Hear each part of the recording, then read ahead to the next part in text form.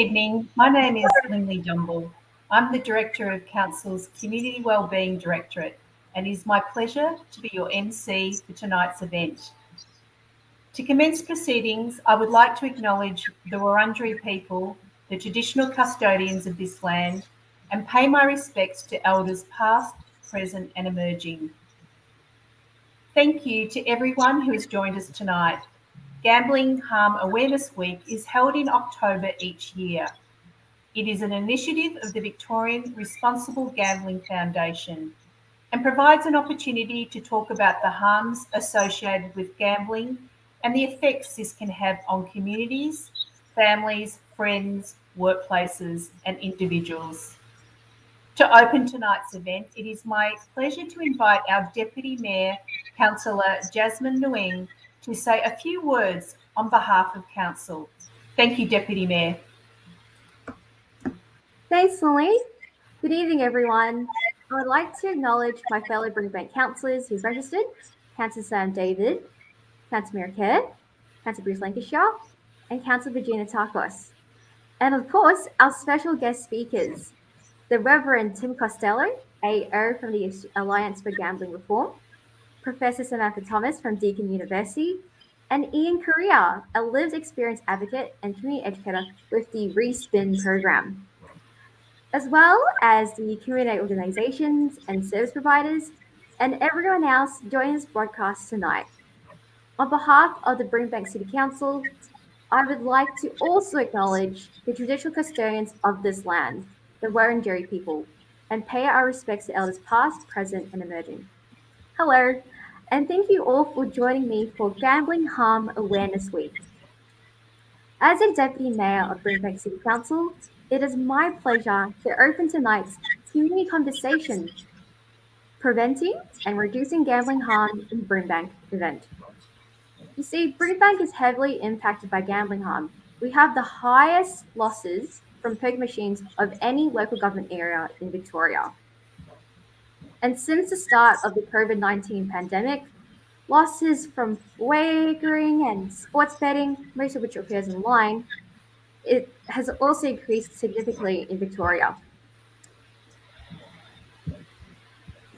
And Brimbank also experienced record losses from electronic gaming machines when gaming venues reopened in 2020. The looming reopening of gaming venues after current restrictions now poses significant risks to some parts of our community. Tonight's event will highlight some of the research, lived experience, and community responses to preventing and reducing gambling harm in Brimbank.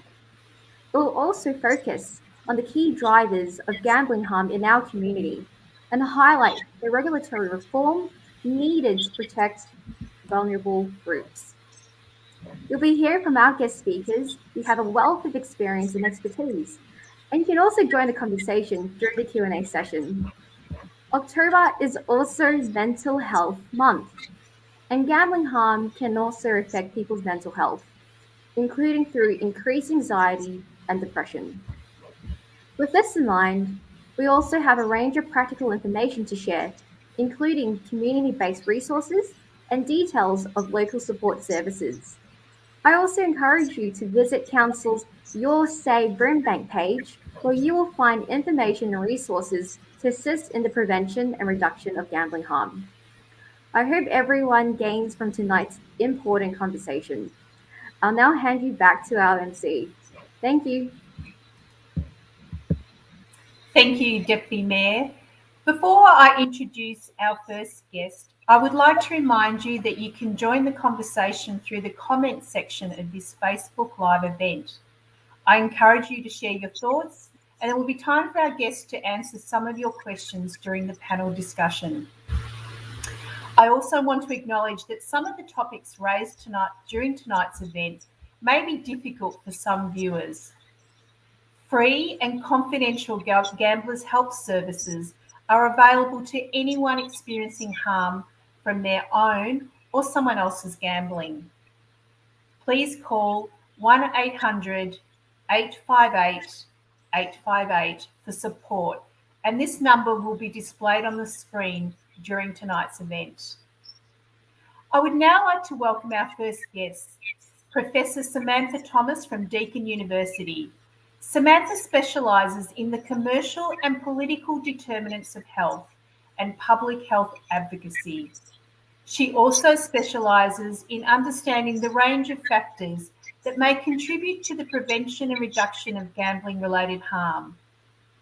Samantha has conducted a range of studies in the area of gambling, including the impact of gambling advertising on young people, the relationship between young men and sports betting, the impacts of young women's gambling, and factors that contribute to the normalisation of gambling. Tonight, Samantha will set the scenes for us by talking about a public health approach to preventing and reducing gambling harm. She will also discuss her research into the gambling behaviours and attitudes of older adults in Victoria, a project which engaged directly older people living in Brimbank. Thanks, Samantha. Thanks so much, everyone, and it's really great to be able to join you this evening. I'm going to ask for the presentation to be started now, please.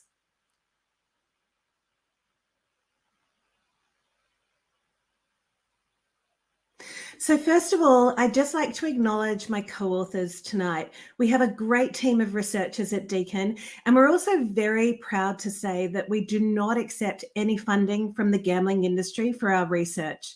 We're also very grateful to local councils like Brimbank for the support of our research and for inviting us to present tonight. Next slide, please. So what is a public health approach to gambling? Traditionally in gambling, we've focused on the behaviours of individuals. This is what we call an individual responsibility approach. Many of you will have heard the phrase gamble responsibly, and traditionally we looked at the flaws associated with individuals and how they engaged with gambling products.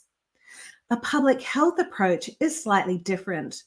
We look at the range of sociocultural factors, so that's things like peer or family behaviours, environmental factors, such as the embedding of gambling venues in local communities, commercial factors, such as the advertising and marketing and design of gambling products, and political factors, including the regulation that sits around gambling products. Most importantly, advocacy is central to public health, and a lot of the work that we do with our research team and with our research is to try and convince decision makers about the need for gambling reform. Next slide, please. When we look at the behaviours of older adults, most research has focused on them as individuals. What drives problem gambling behaviours for these individuals? Our research looks at the broader range of determinants, so the sociocultural, environmental, commercial, and political factors that may influence older adults to gamble. Next slide, please. We know that older adults are very vulnerable to gambling-related harm, and I'm sure many people who are watching this will know someone in their family or community who has experienced harm from gambling. We know that they have high rates of gambling compared with other age groups, and they frequently engage with high-intensity gambling products such as poker machines. We know also that they may be additionally vulnerable due to things such as social isolation and loneliness. Next slide, please. When we've talked to older adults about their gambling, we find that there are a range of factors that influence them to attend gambling venues and to gamble on a range of different products. Loneliness and life stresses are key risk factors for regularly attending gambling venues. We know that many older adults will seek social connection in gambling venues. And while there are a range of positive activities for older adults in these venues, they also coexist with harmful products such as poker machines. We also know that there are key time periods and life events that contribute to risk factors for older people. For example, retiring from a job, recently losing a loved one.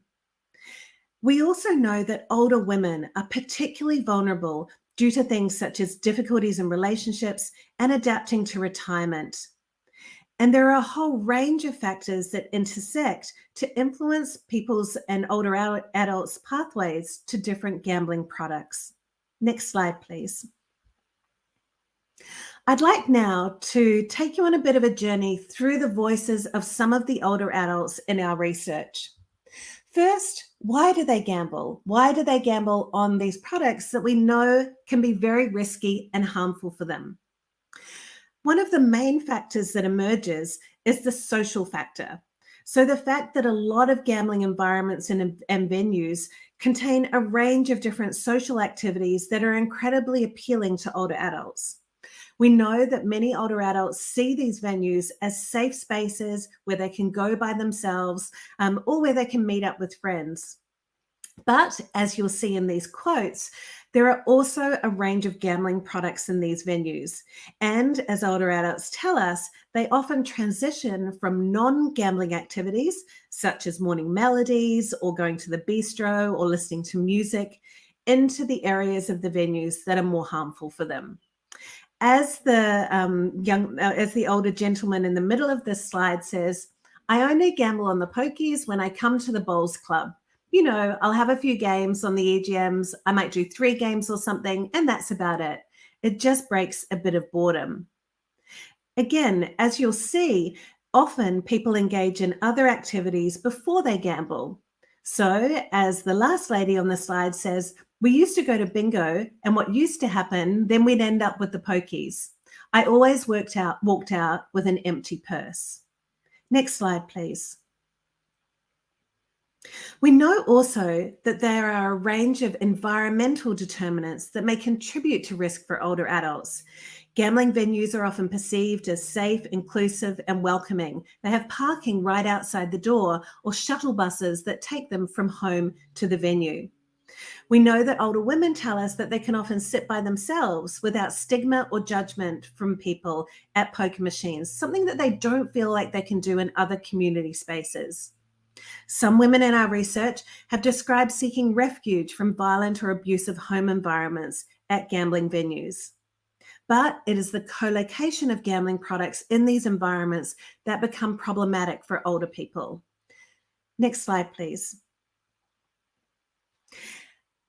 We also know that older adults sometimes don't understand the nature and risks associated with high technology gambling products. So you'll see here in these quotes from older adults that there are a range of misconceptions about how gambling machines work.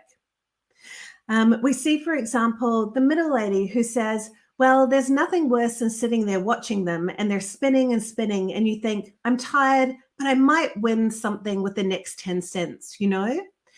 And so there are a range of things that are associated with these machines that contribute to older adults gambling more than they normally would and for longer periods than they normally would. Next slide, please. We also know that older adults often don't perceive that they are at risk of harm from these products.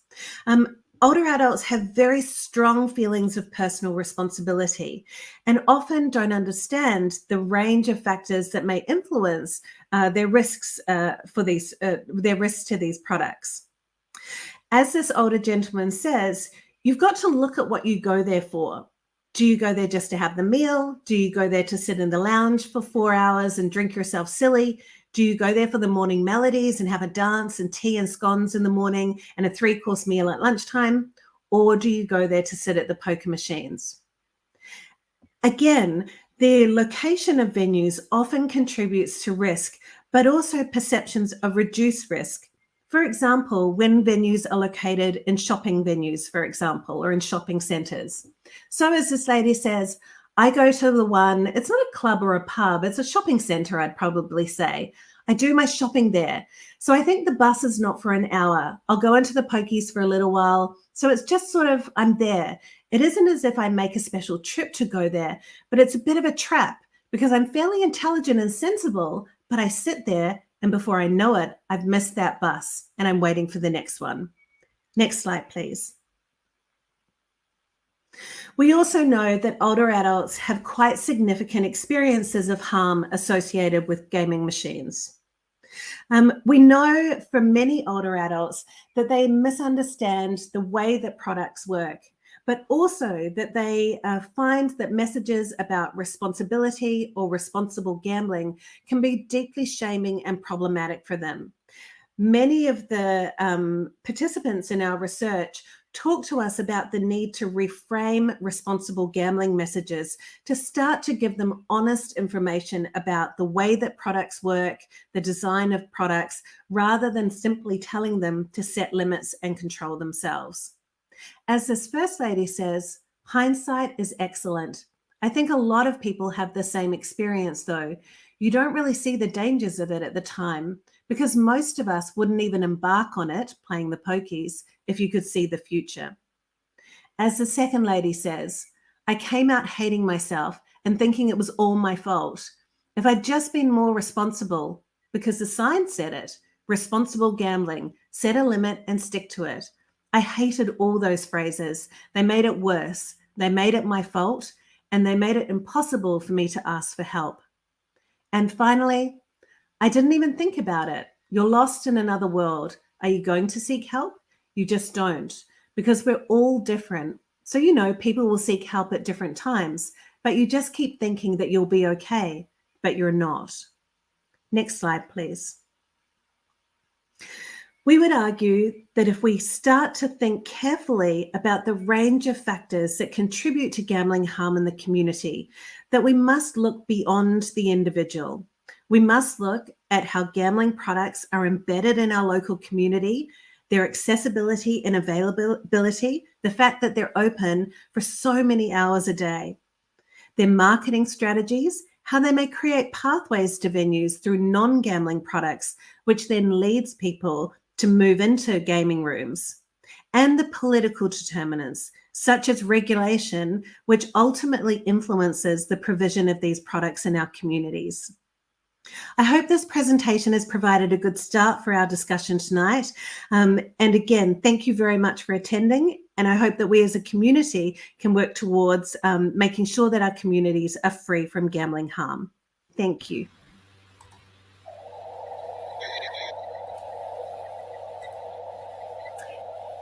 Thanks, Samantha.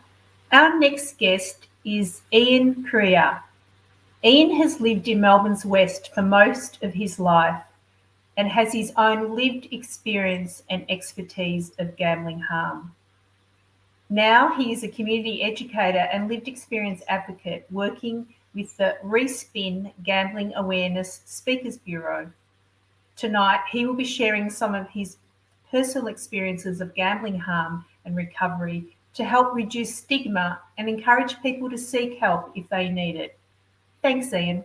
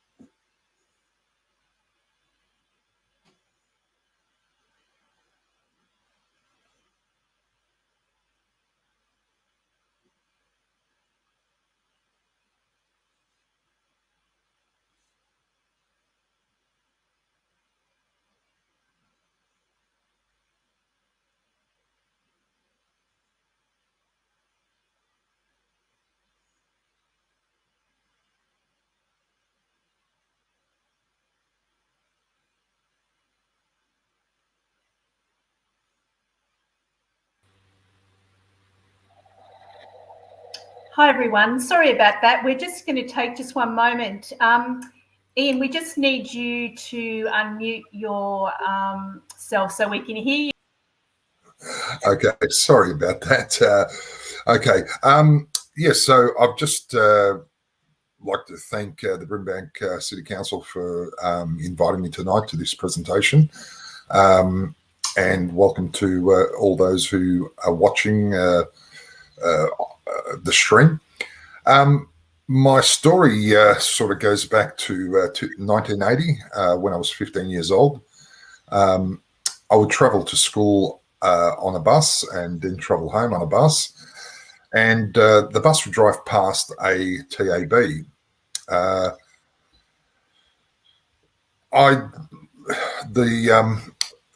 The TAB was close to a set of traffic lights, and often the bus would stop at the traffic lights, and I'd look out and see these guys pretty joyous, pretty happy, joking around, having a bit of fun, and I thought to myself, I wouldn't mind, being happy and joyous and having a bit of fun myself. So I used to get a small amount of pocket money for bus fare and lunch at school, and I decided that one day that I'd walk to school and save the bus fare, and then I'd walk home. And I went past the TAB and put $1 or $2 on a horse, and that was fine. I think I might have had a win the first time round.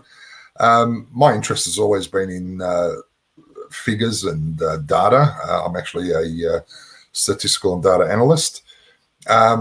So I'd keep started keeping records of all the horse races, all the horses, all the jockeys, and ended up with a ton of spreadsheets with all sorts of information on it. So I then went on to stop buying lunch at school. I would walk to school and walk home, which was an hour and 10-minute trip. And I'd pop into the TAB on most days and just put on a couple of bets. I acknowledge that I didn't have I wasn't suffering gambling harm at that stage, but it was the culmination and the build up to what I would suffer later on. I think it was about 1985. I was going to uni. I had a nighttime job, and then during the day, my friends and weren't around because they were busy working themselves or attending school. So after my night job and schooling, I'd look at some of the facts and figures and go and put a few bets on. In 1985, working a night job, I'd actually saved a fairly considerable amount of money back in those days. And my data that I collected had identified a horse that just couldn't lose. It met all the criteria that I'd taken down on my spreadsheets. It had the right weight on it. It had the right cloth number. The jockey was right. The weather conditions were right for this horse. The distance was it just couldn't lose. So I had $5,000 at the time saved up from a couple of years of working a night job. And I put the $5,000 on the nose of this horse. The horse actually came 8th in the race, and I lost my $5,000. At this time, I sort of thought to myself, well, I'm obviously doing something wrong, and this isn't the way to make my millions, as I thought at the time. So I started having a look at the lotteries and Tatslotto, and back in the mid-'80s, there was only one draw a week on a Saturday, and I started gathering information on the numbers, how often they came out, how often they didn't, and as I gathered more data, I started off playing one ticket, and I sort of got to the stage where I was spending $150, $200 on Tatslotto because the possibilities, as I gathered more data, would sort of allow for more combinations to possibly come out. Again, I didn't make my millions on Tatslotto. And in 1991, when the pokies were introduced to Victoria, at first I wasn't attracted to them. I thought they weren't something that I'd be interested in. But my partner at the time suggested that we go for a meal and just try it out, see what it's like. So we went off, had a meal at one of the venues, and after we'd had our meal, we went to the next room where the pokies were, and Back in 1991, the venues were very dingy, dark. The carpet smelt.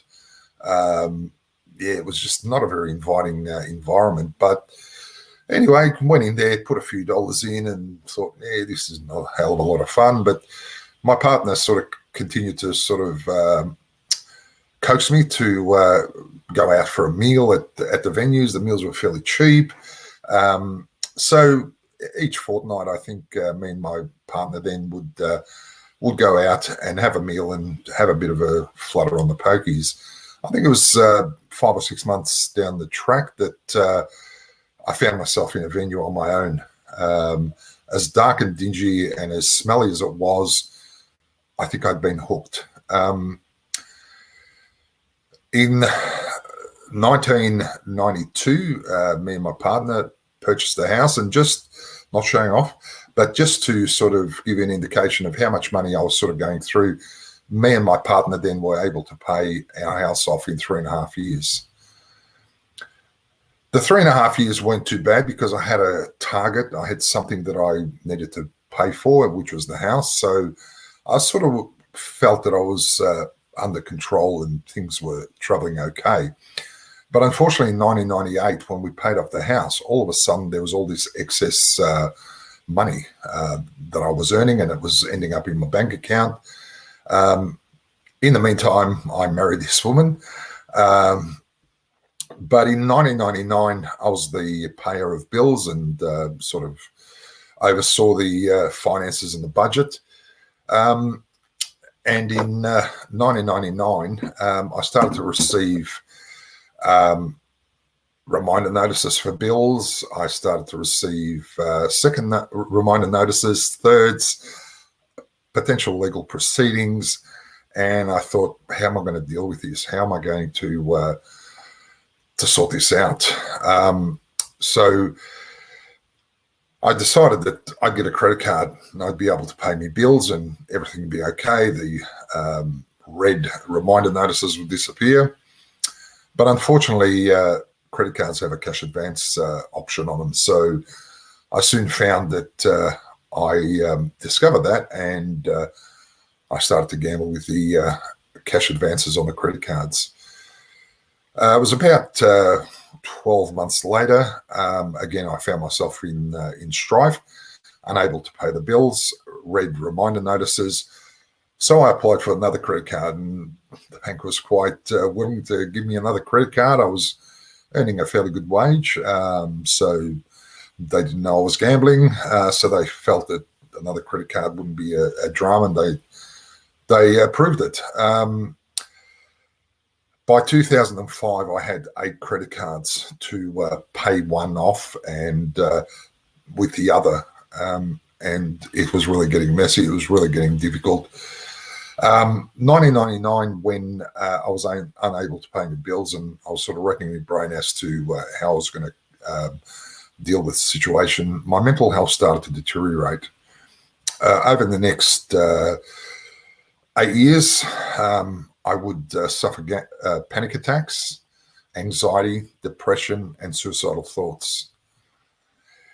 In 2007, one thing that us gamblers do is we lie, we fabricate, we become deceptive.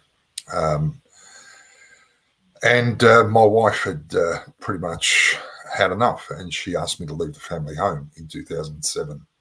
I really couldn't argue with her because I was out of control, and I sort of had an inkling that I was out of control, but I was still in denial. At this stage, I had 3 kids, 3 children. I had a daughter who was 6, a son who was 4, and another son who was 2. When I left the family home, I really had nowhere to go because I'd alienated myself from my family and friends back in the early to mid 80s because I just didn't have time to socialize with them. I was keeping all this data, researching this data. I was attending gambling venues, TABs, and bogey venues. So I sort of estranged myself. So I had nowhere to go in 2007 when I was asked to leave the family home. So I started to live locally in my car. But unfortunately, the police in my area weren't too keen on that, and they would drive past at midnight, knock on my window and wake me up and tell me that it wasn't a good idea to be sleeping where I was, that I needed to move on. So I'd move on down the street a bit, hide behind a different bush with my car, and subsequently the same policeman would drive past a couple of hours later, notice that I was hiding behind a new bush or a new tree in my car, and they would come and knock on the window again and ask me to move on. So I realised that living in my local area in your car wasn't, in metropolitan Melbourne, wasn't really an option. So I moved to, I drove to Anglesea and found an area there which I could safely and without being woken up several times a night, I could actually sleep there. There was some issues with sleeping down there. There were hoons, especially during winter, who would come around and bang on my windows and try to break into the car to steal and do whatever they wanted to do. So I moved to a place in Bowen Heads, which I knew that I would be pretty safe, and I wouldn't have police knocking on my window. So so I did that for a couple of years, and by sort of moving away from the metropolitan area, my work started to suffer. I would bring in sick. I would ring in that my car had broken down, but the truth of the matter was I didn't have money to pay for petrol. When I first left the family home in 2007, I had a access agreement with my ex-partner, which said that I could have access to the kids on a fortnightly basis. And the first two times that I picked up the kids and we slept in the car, it was great fun. They were down by the ocean, by the sea. It was an adventure sleeping in the car. But unfortunately, I couldn't really afford to feed them because I sort of was spending all my money on gambling. It was very basics like a pie or a sausage roll, or it just wasn't. So after a few visits, I spoke to my partner, ex-partner, and sort of said to her that at the time I wasn't in a position to have access to the kids on a regular basis, and she agreed. Still not knowing what it was that was affecting me. She actually, when she asked me to leave the family home, she actually thought that I was having an affair, which wasn't the case. But anyway, I allowed her to think that because I thought that the shame of having an affair was probably better than the shame faced by being a gambler that was suffering gambling harm. So in 2010, my daughter sent me a message that she never wanted to talk to me again, which was quite demoralizing. And it was a culmination of me attempting to take my life for the first time. Obviously, I was unsuccessful because, as you can see, I'm here talking to you today. Again, there was didn't stop me gambling. I kept gambling. 2012, there was another incident that culminated in me attempting to take my life a second time, and again, unsuccessful. During this time, I had sought counselling, but I just didn't seem to connect with the counsellors. And I don't know if it just was that I wasn't ready for what they had to say to me. In 2014, I attempted to take my life for the third time. Fortunately, on this third occasion, I actually was struck in the head and I was knocked unconscious. And when I came to, I hadn't seen my kids regularly for 6 or 7 years. But when I came to, my kids flashed through my mind. They were all that I was thinking of. My family, who I'd estranged myself from, my mother and father, my brother and my sister. And I just came to the realization that I had to do something for myself. I had to get myself in a better place. My mental health had absolutely deteriorated to a terrible level. So I contacted Gamblers Help, and I was referred to IPC, who have an office, a couple of offices in Brimbank. And I connected with a counsellor at Gamblers Help who was amazing. We connected straight away. The way that she went about talking to me really resonated with me. And we had a few sessions, and then there was a program that they introduced, which was a educational program, which went for 10 weeks. Very apprehensive at the start to actually attend. But once I got there, there were 10 or 12 other people who were suffering gambling harm. And all of a sudden, I wasn't alone. I wasn't the only idiot who was doing what I was doing. Still not seeing my daughter. I had some contact with my sons. And in 2014-15, when I felt that I was in a position where I wasn't gambling and I had some finance behind me, I started to again connect with my kids. My daughter didn't want to see me. She wasn't interested in spending any time with me. So I reconnected with my kids. I also saw a financial counsellor at Gamblers Help, and we worked out that my debts were at about $100,000 on credit card debt. I realised that this debt was mine and mine alone, and I had spent the money, so I wanted to repay it. So in my recovery, one of the things that I was told to do was to talk to my family about the issues that I had been experiencing for the previous 34 years. And I actually did, and I was very surprised with the reaction. My family was very, very supportive. They were very understanding, and they were very caring. Unfortunately, I still did not have contact with my daughter. In 2018, I finished paying off the credit card debt that I had, and I actually applied for a home loan, which I was granted. I think yesterday I counted and I own 9 pickets of my front fence, but at least I've got a roof over my head. I'm able to pay my bills in a timely manner, and I'm able to feed myself.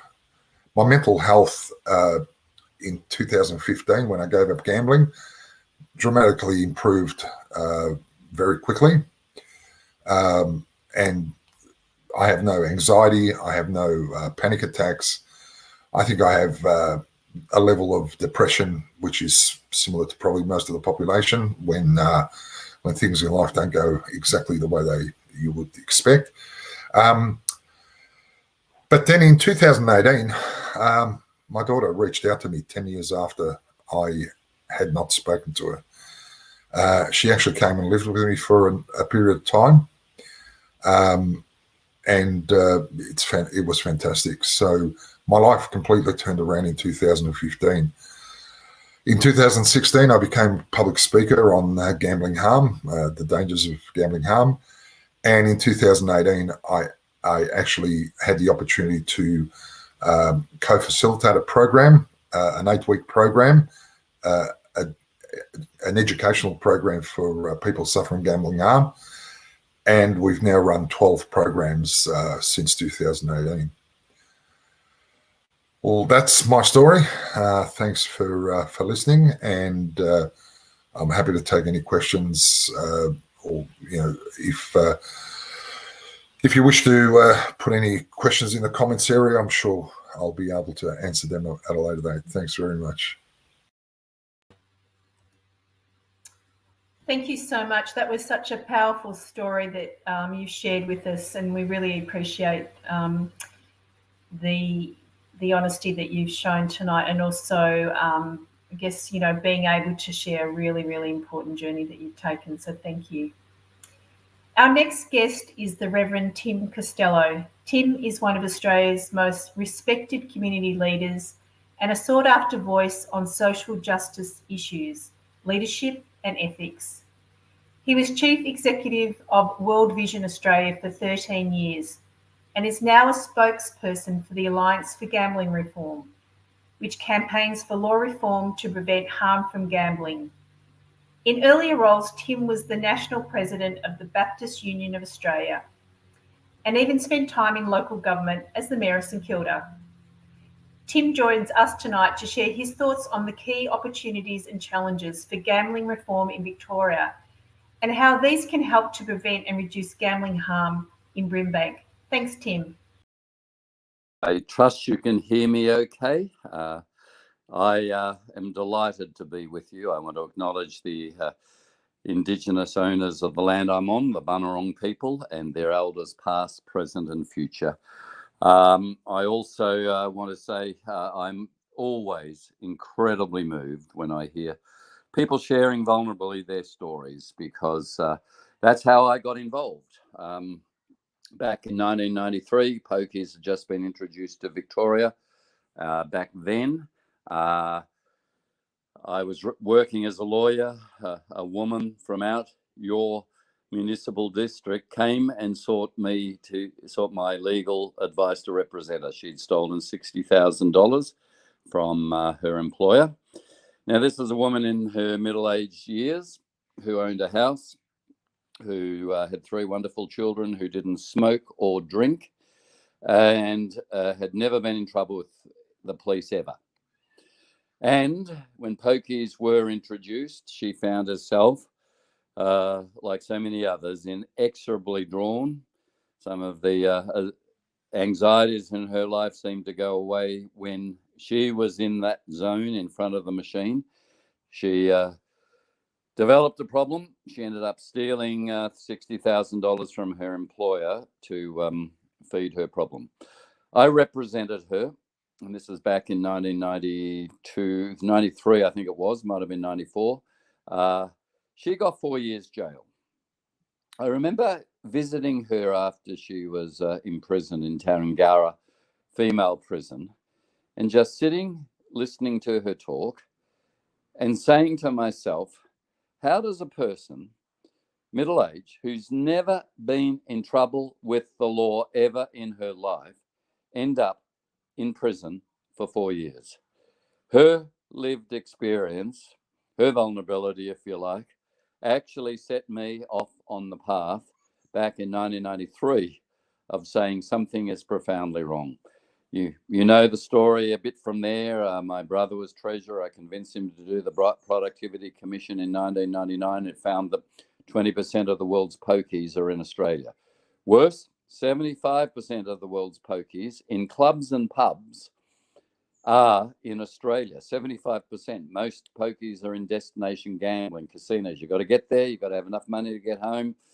The accessibility to gambling is what the Productivity Commission said is why we have the greatest losses per head anywhere in the world. Those losses, by the way, are 40% higher than the nation that comes second. So I've been on for reform ever since.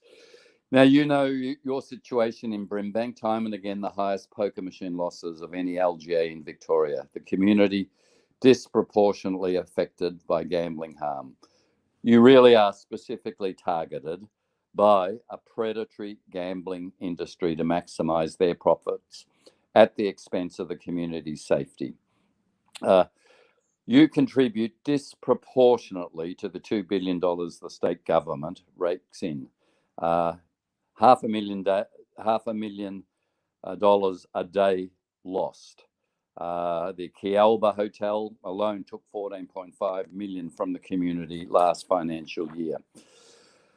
You would find no joy in knowing that the $2 billion is nothing to the damage that's done. So the VRGF, the Victorian Responsible Gambling Foundation, has said the harm done to Victorians by gambling is $7 billion.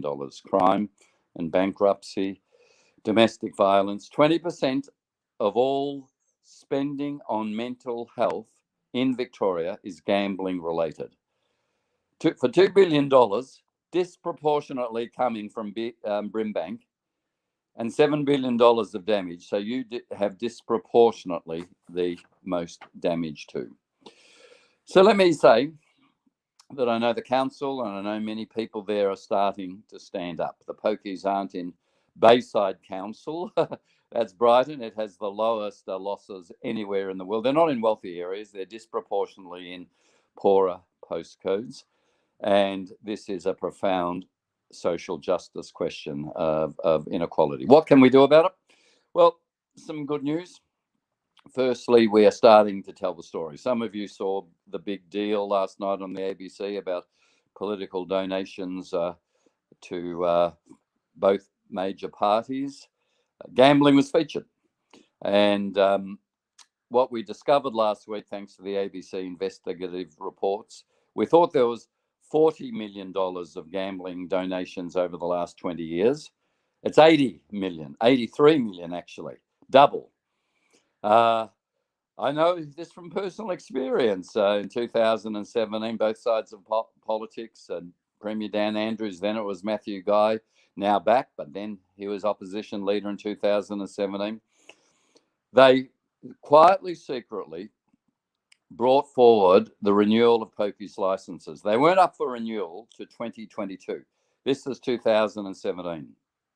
They extended in 2017 pokies licenses to 2045.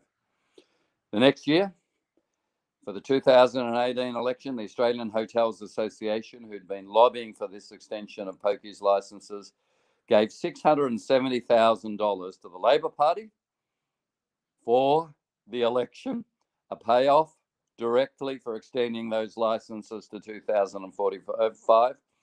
It was about $500,000 to the Liberal Party they gave. I was so outraged, I went with some women who had broken the silence about their gambling problems, like you've just heard. We're up in the gallery, the visitors' gallery. I interrupted Parliament before the vote and I made a speech from the gallery. The funny thing was they let me talk for 5 minutes, and then I was told this was totally wrong and how dare I, and escorted out as you'd expect. A couple of the Labor women who all did vote for the extension of pokies licenses came up to me in King's Hall. Sheepishly, they said, "We agree with you. We feel very ashamed." Of course, they voted for the extension. But now we are starting to crack the story of the capture of government, both sides of politics and government, by pokies. And Brimbank has been disproportionately contributing to that. It's completely unjust. In terms, finally, of what we can do, I forget how long you wanted me to speak, but I'll finish up now. We are seeing a bit of a cultural change. Most AFL clubs are getting out of pokies. When Collingwood got out, Eddie Maguire, still president, then rang me. "You've been a pain in the backside, Tim. It cost us some money at Collingwood, but it's the right thing to do. I feel really good, Tim," he said. "In fact, Tim, I feel like it's a spiritual experience." Now, you make your call on Eddie and spiritual experiences, but that's how he felt. I'm working with now some of the ex-Hawthorn players who are challenging Jeff Kenner for the presidency, and they are running on Hawthorn getting rid of its pokies. We are seeing some extraordinary narrative shifts thanks to the Crown Royal Commission, seeing that Crown has enabled organised crime and with its pokies has done profound, irresponsible gambling harm against all its professed codes. We don't know the full finding of that Royal Commission. We are to find out at the end of the month, but that changes the narrative. The narrative is changing whenever I say, how can it be that in Victoria we have the most open pokies anywhere in Australia, probably the world, from 9 a.m. to 5 a.m. 9 to 5 is not Dolly Parton's song, 9 to 5 for the working woman. 9 a.m. to 5 a.m. And what we now know is that venues stagger even their closing dates to keep them effectively open even longer. The Deer Park Hotel closes at 8 a.m. The Deer Park Club opens at 8 a.m. They're just 800 metres apart. Pushing on reducing the hours. Nothing good happens in a pokies venue after midnight. We are pushing particularly, not just on donations and AFL clubs getting out, but saying we're not prohibitionists, but just do what the Productivity Commission report said. $1 bet spins, slow the machines down so you can't lose dollars so rapidly. There's a heap of other things we're pushing on. I feel at last we are starting to get somewhere because of the 24 billion lost by Australians in gambling each year, 14 billion comes from pokies. Pokies are the crack cocaine still of gambling. Those who are in front of that machine will say, the zone, I now understand, because the dopamine release when there's a near miss, first pyramid, second, third, fourth. The fifth pyramid is always just one above the line and one below the line, near miss. I now know that is deliberate to release the dopamine to hit the pleasure center of my brain and get me potentially addicted. As soon as you push the button, in that split nanosecond of pushing the button, you have won or lost. The programming designed by psychologists for it to be 4 pyramids all in a row and you only need the fifth and it's always just one above or one below the line is rigged to release dopamine, to addict you. These are predatory machines. We are going to be fighting more court cases on that, on a range of other measures that the Alliance has. I want to thank Brimbank for being a member of the Alliance, the Council, and hope that what I've shared has been helpful. Thank you. Thank you so much, Tim, and also just want to acknowledge all the great advocacy that you've led over many years on this really important issue. We have now reached the panel discussion and Q&A part of tonight's event. If you haven't already, please post a comment or question, and we will try to get some of these. To guide you through this next part of the event, I will now hand over to Brooke Quinn, Council's Social Policy Officer. Thank you, Brooke. Thanks, Lindley, and thanks to all our wonderful speakers tonight. My name is Brooke Quinn. My role at Brimbank is to oversee the implementation of Council's electronic gambling policy, and tonight I'll be continuing the discussion and posing some of your questions to our guests. So as Lindley said, please add some questions if there's anything that you're interested to learn.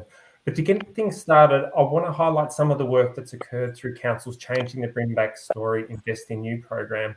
This program was funded by the Victorian Gambling Foundation and worked with a range of communities to co-design gambling harm prevention resources. And I'll invite some comments from the panel.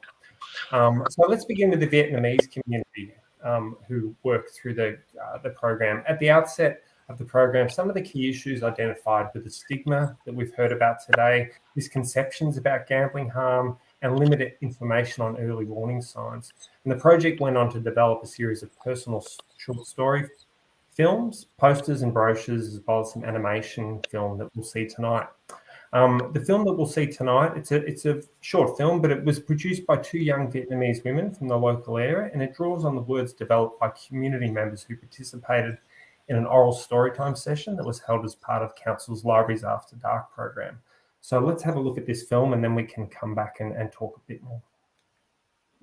Can be harmful, especially for people that have experienced trauma and a lack of belonging.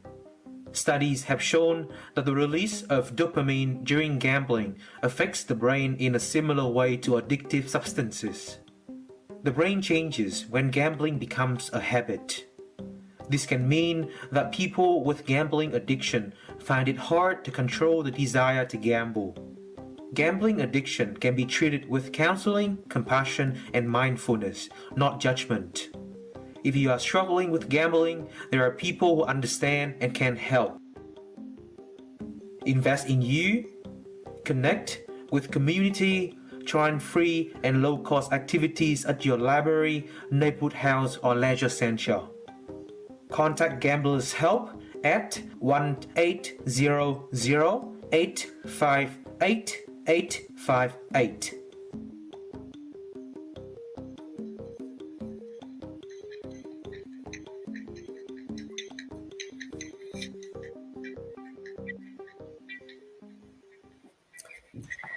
Ian, do any of those messages resonate with your experiences? Some of the discussion around stigma and those messages.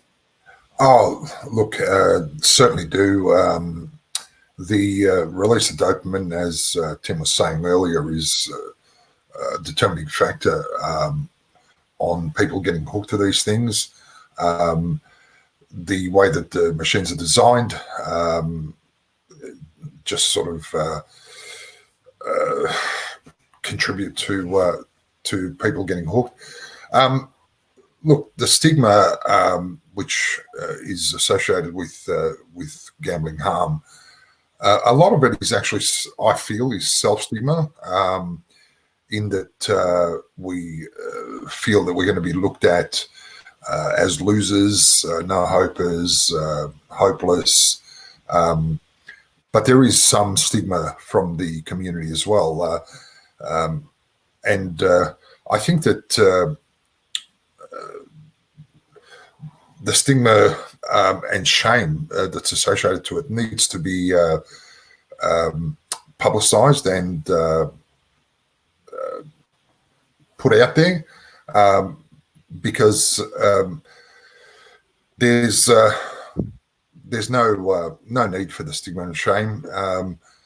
People just need to get help and be in a position where they feel that they can go and get help without being judged. So. Thanks. We'll move to the Pacifica community now, and I'll come back to our panel, and we'll also come to some audience questions a bit later. But in the Invest in You project, working with the Pacifica community, one of the things that was noted really early, there was a lack of targeted resources for Pacifica communities. And subsequently, new and existing Gamblers Help brochures were developed and translated into a range of languages. And I should say, this material will soon be available on the Council Reducing Gambling Harm website over the coming weeks. So the group also developed a short video which aimed to dispel some of the myths that we've heard about today around the pokies, and featured some well-known members of the local community. So let's take a look at this video, and then I'll come back to our panel. The highest poker machine losses in Victoria. Brimbank! I love Brimbank! Whoa, I said losses. Oh, snap. Yep, every year, one poker machine earns roughly around $150,000. Cuz, that's a lot of money. And a pensioner earns roughly around $24,000. Cuz, that's not a lot of money. Can I have a look? Yeah, sure. See, Brimbank has 2 leisure centres, 5 libraries, 12 neighbourhood houses, 2 cinemas, and 952 poker machines. It's so easy to get hooked by the flashlights, the sounds of the machines, that hope of winning free spins. But are you sure? How do I know if I'm at risk? Well, are you using the machines more than once a week? Are you borrowing money from family and friends and lying about how you're spending it? Not paying your bills? Telling lies and frequently taking days off? Absent during the day? If this is you, then you need to do something about it. It's time to invest in you. Get busy and get yourself outside of the pokies. Volunteer at your local community group. Join your local gym. Spend time outdoors. Ooh, I know. You can spend more time with family and friends. That's right, sis. It's better to keep yourself busy outside of the pokies and safe from gambling harm. Invest in you, your family, and your community. Know the signs of gambling harm and reach out for help.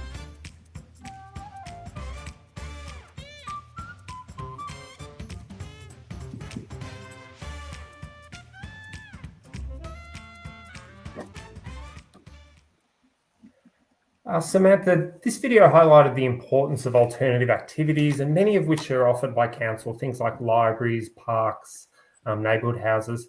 What do we know about the importance of alternative activities in preventing and reducing harm from gambling? Well, first of all, I just wanted to say what an incredible video from the Pacifica community. I wish we saw those gambling harm videos and ads on our TV at night rather than, these terrible responsible gambling ads that we see. And if we hear one thing consistently across every single population group that we speak to in our research, from children through to young women through to older adults, it's their significant criticism of a responsible gambling message. Ultimately, if you are promoting responsible gambling, you're promoting gambling. And I love this video from the Pacifica community because what it's doing is providing that honest information for communities about how much is lost, how much these venues and machines are dominating our community recreational spaces, and what we can do about them. We know that alternatives are really, really important for people in our communities. We look a lot at recreational alternatives for women. We hear a lot about young men and sports betting, but we know that women have about the same rate of participation in gambling as young men or as men, but often are missing from the conversation about gambling harm. One of the things that we hear from young women in our study is that they want safe, inclusive spaces to go, places that have accessible parking for them, that are safe for them to go to at night. We know that schemes like Library After Dark are really important in starting to provide those alternatives.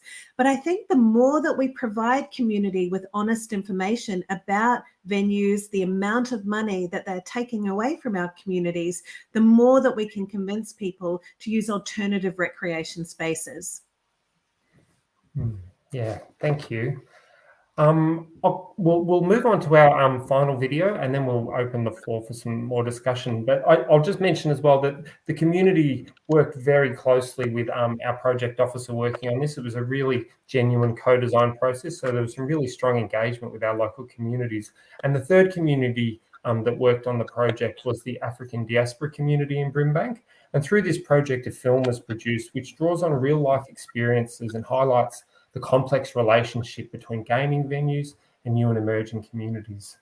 And several community members have also completed training so that they'll be able to conduct some gambling awareness training and using this film as a key resource within that process. So we'll have a look at this film and then we'll come back for some more discussion.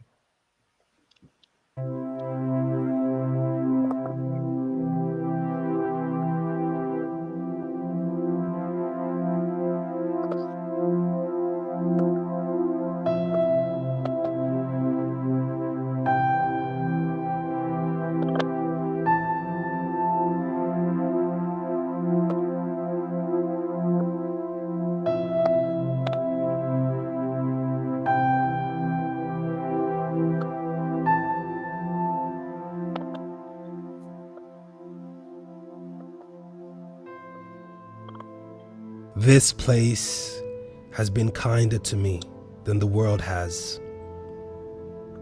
Don't judge me, please. And here is my oasis of peace in the midst of the chaotic desert that surrounds me. This is the only establishment to offer us a seat at the table. I sit down, roll the dice to reverse the bad hand I was dealt in life. I spin the wheel in hopes of brightening my future. This machine gives me a chance I wasn't afforded. This machine gives me hope. This machine truly gives me hope. Without pokey machines or a booth, gambling has found its way into the lives of the youth. It's just as addictive as anything they do. It's just as addictive as the games they play. It's just as addictive as the sports they watch. It's creeping in. It's creeping in. Hey, yo! Hey, that's not the best way to invest in yourself, bro.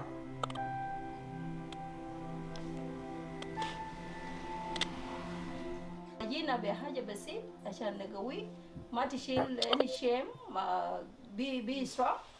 Lano community bitak. Beautiful lights, soothing music, relaxing fragrances. It's all inviting.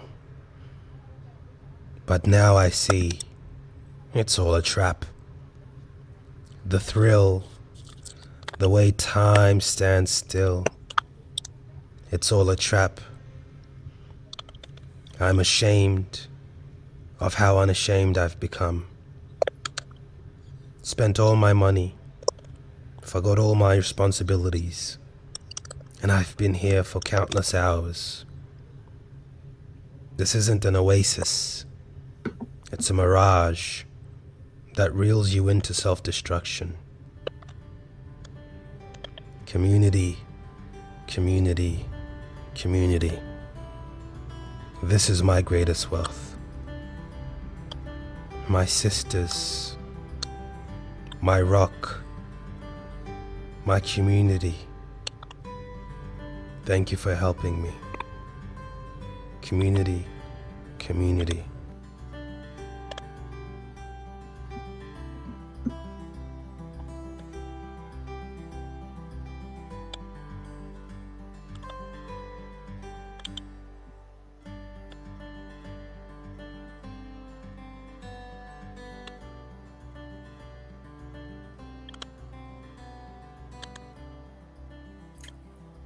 Tim, I'm interested in your impressions of that film, some of those, the dynamics around new and emerging communities and finding their identity in local communities and I guess the role that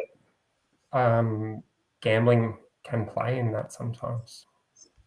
Sure. That had such longing and pathos and tragedy in it. I found it very moving.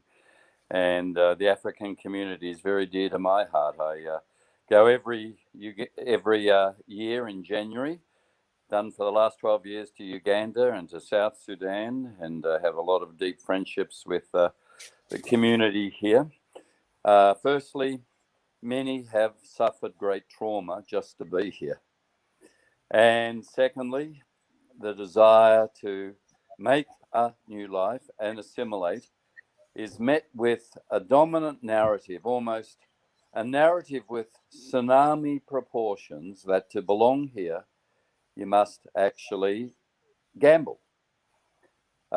We have some outstanding South Sudanese footballers, Alir and Magic Door, but any of the African community looking to them as their heroes would see that we had the Sports Bet Brownlow medal, we had the Sports Bet Grand Final, we have a tsunami of ads that the AFL allows and sees young Africans targeted and mainstreams in their mind that to be Australian, to love sport as Australians do, sport is brought to them by gambling. It is utterly pernicious and devastating. And of course, that word community, what's the great illusion of Pokey's venue, a club, that it's community.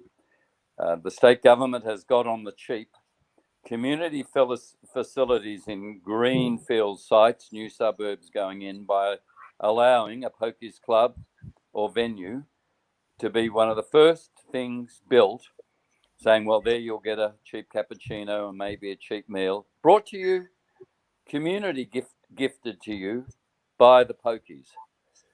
Where do you go if you want to belong? It's safe. Someone maybe even knows your name. It's a Pokies venue.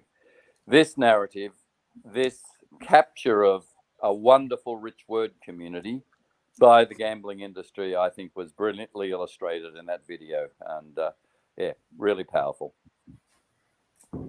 Thanks. We have a question from Councillor Sarah Branton about if there are any significant cultural differences that we need to be aware of. I might go to you, Samantha, whether there's anything that's come through any of the research that you've done with your colleagues at Deakin around any cultural differences. There are, but I think at the heart of this, the product remains the same.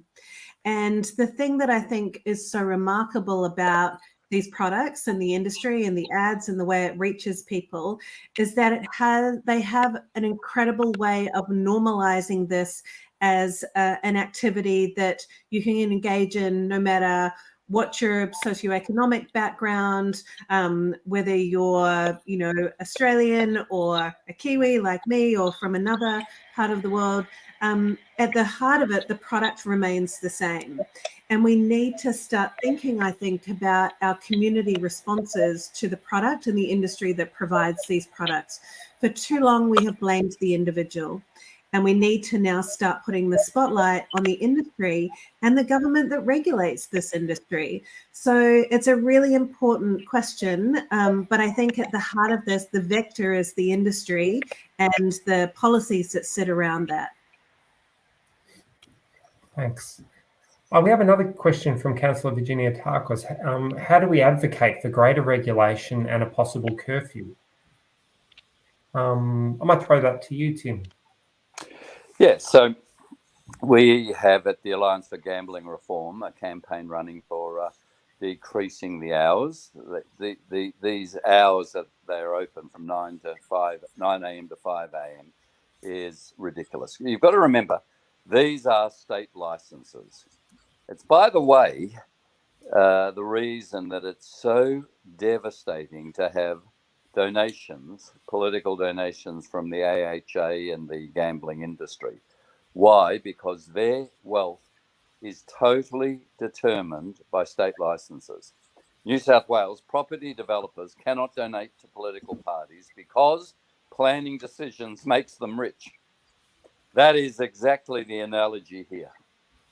The donations by particularly the pokies industry, but they can include some of the sports betting online industries too, is literally taking a state license, our licenses, and buying them. That's what has been going on. In terms of reform, we are also pushing very strongly, and we think we're starting to get somewhere finally, to say not just shorten the hours, but see the machines slowed down. People can still buy their distraction time. That's what you're doing when you're feeding notes into a machine at far less cost and harm and risk to themselves. Thirdly, we need overall to start retiring some of these pokies licenses. The new leader of the Alliance for Gambling Reform is a man called Gordon Ramsay, not the chef, but the former Attorney General of the ACT. He was in a Labor government there, missed out on getting re-elected narrowly last election.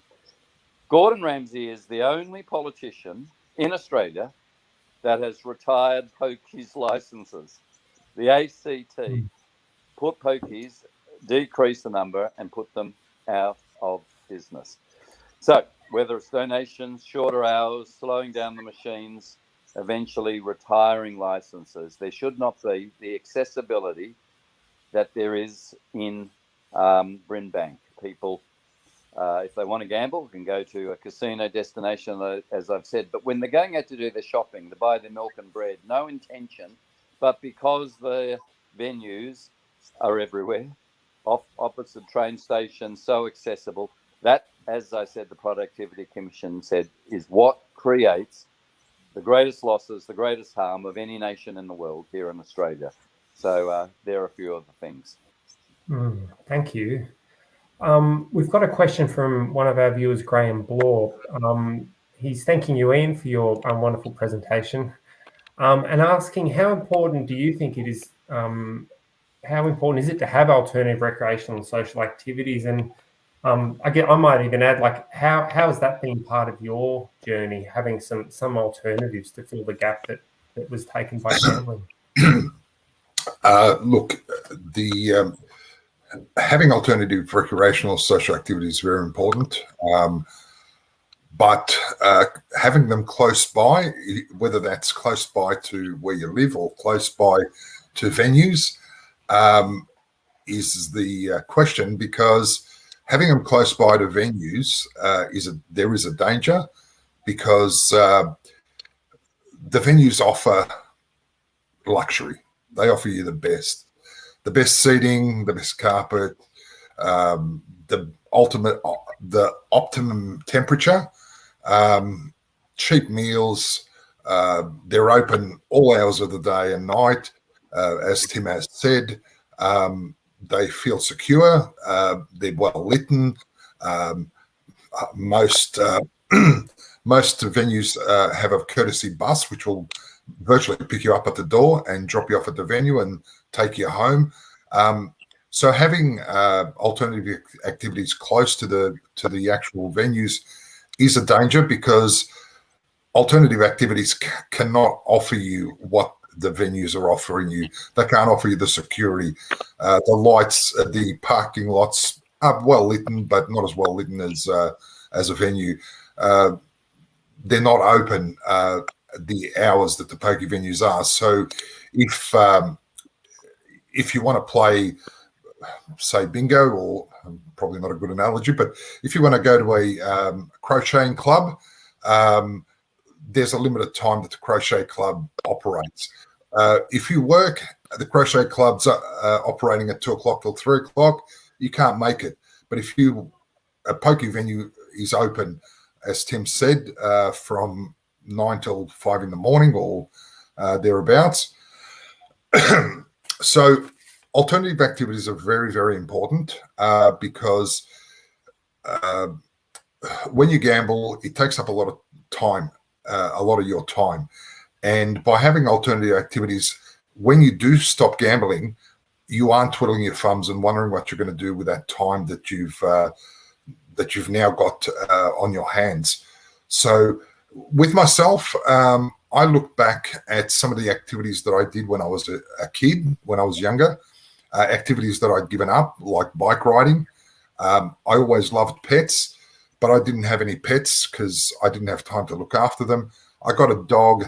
I got birds, budgies and lovebirds and cockatiels, and they take up a lot of my time. I started fishing again, which I used to do a lot when I was younger. I also looked at activities that I've never tried and I never thought I would. One of those was snorkeling. I have a great fear of sharks, so going into the ocean and sort of waiting around for hours and hours, but it's just I found it so relaxing. I love the ocean. I love the sea. And snorkeling, I've snorkeled in Vanuatu. I've snorkeled in Queensland, in Cairns. I've snorkeled around Victoria. And yeah, it's something I never thought I'd try, but I did, and I absolutely love it.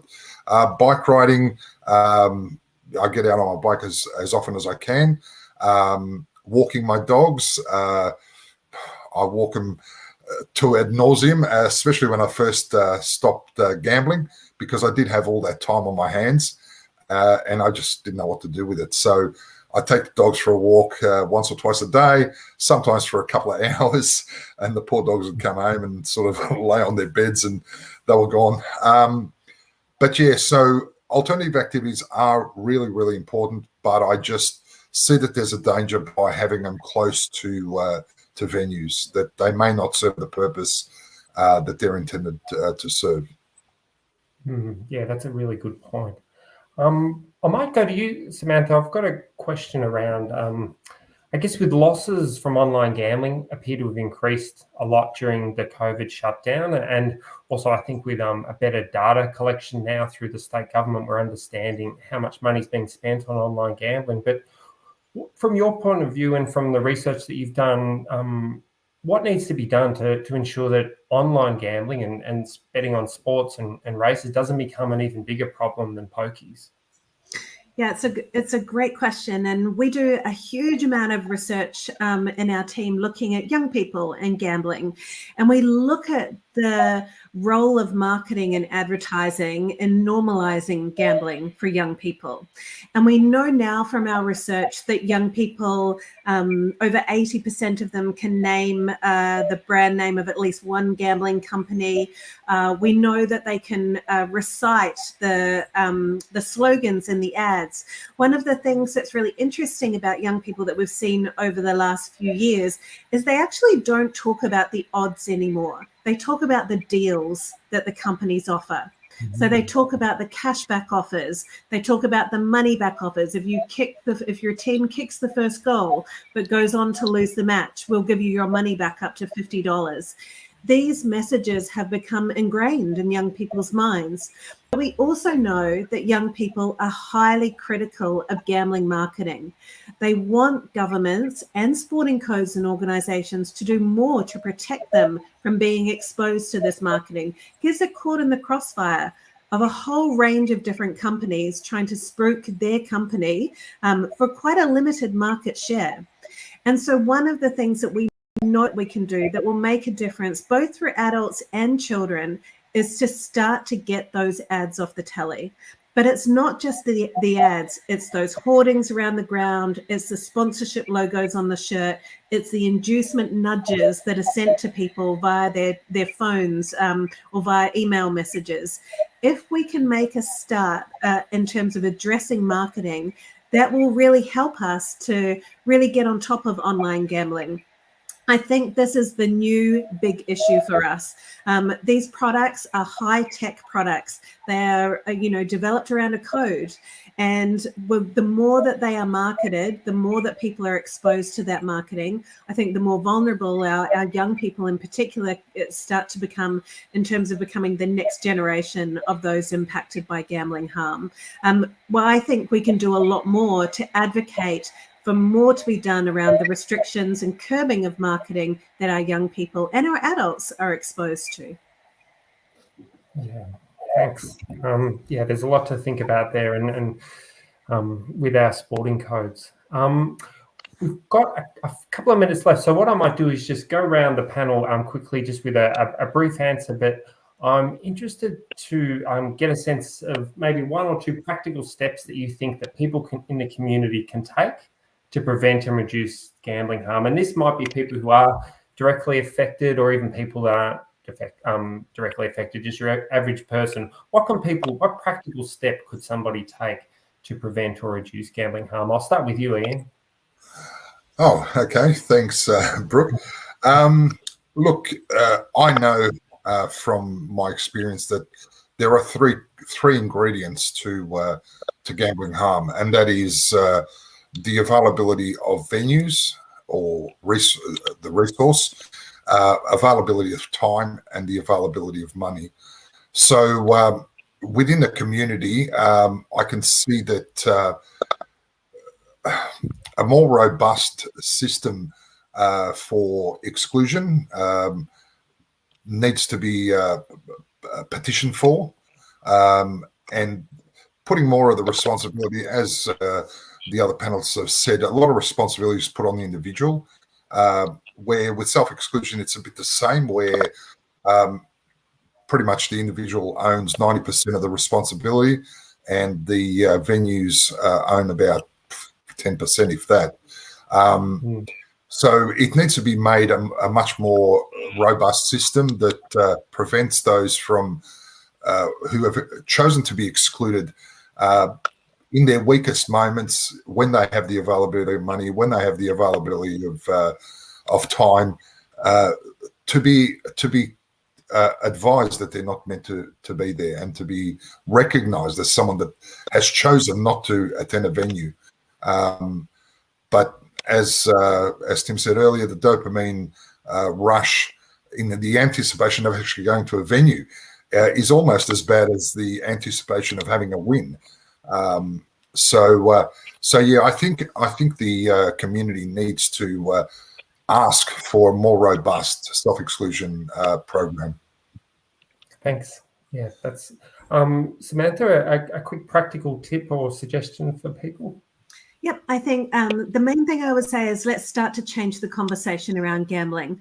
Let's stop blaming the individual and start to provide our communities with more honest information about the industry and the government policies that are not protecting our community.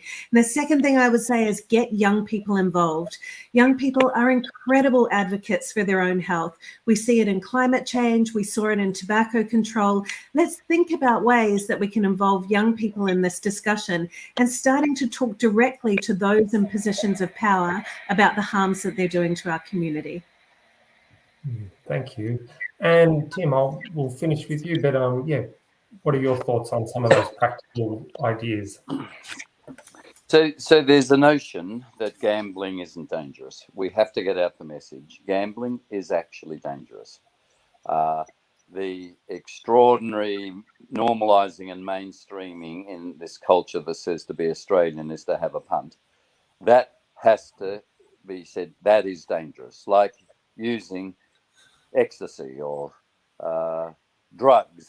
This is actually highly dangerous. Now, people will say, oh, you can't do it in the culture, but that's the truth. It is dangerous. What Samantha said about changing the narrative and responsible gambling, absolutely. Blaming the individual, you're irresponsible. Silences bring stigma. That responsible gambling slogan came when New South Wales clubs went to the National Rifle Association in America. They would talk, guns don't kill, people kill. Never blame the gun, blame the individual. They came back and said, pokies, gambling's fine. It's individuals that are irresponsible, and sold that to state governments. A great thing for Brimbank would be to say, we want the ending of all responsible gambling ads, and we want the truth told that this is dangerous. It is a serious risk. Well, thanks very much, Tim. That's a really good place to conclude the discussion. Thanks to all of the panelists today. Thanks to Ian, to Professor Samantha Thomas, and to Tim Costello for joining us tonight. I'll hand back now to Lindley to conclude proceedings. Thank you. Thank you, Brooke. And thanks to everyone for attending tonight's community conversation for Gambling Harm Awareness Week. We have covered a lot of ground. It's been great to hear such a wide range of perspectives and ideas for how we can prevent and reduce gambling harm in Brimbank. Before we go, I would like to thank our three amazing speakers, Professor Samantha Thomas, Ian Correa, the Reverend Tim Costello. And a big thank you to our Deputy Mayor, Councillor Jasmine Nguyen, for opening tonight's event, and to our councillors, many who are in the audience tonight. They are all strong advocates on the issue of gambling harm. Thanks also to Ralph Barber from Making Media Australia for producing tonight's event, and to Respin for connecting us with Ian, one of our speakers. I would also like to mention some of the other things Council is doing for Gambling Harm Awareness Week. Pathways from the Pokies is a 1-hour podcast exploring behavioural change techniques used by one person to overcome addiction. It will be broadcast tomorrow at 6 p.m. and again on Friday at 2 p.m. on www.livefm.online. Libraries After Dark continues in Brimbank with an online financial wellbeing session tomorrow night at 7 p.m. Please visit our website to register. And finally, please note the Council has now launched its new Reducing Gambling Harm website, which will become a one-stop shop for information, resources and support. A recording of tonight's event will soon be available on the site, so you can share with any friends or family who might be interested. Please visit our website for more information. Thank you so much and have a great evening. Thank you.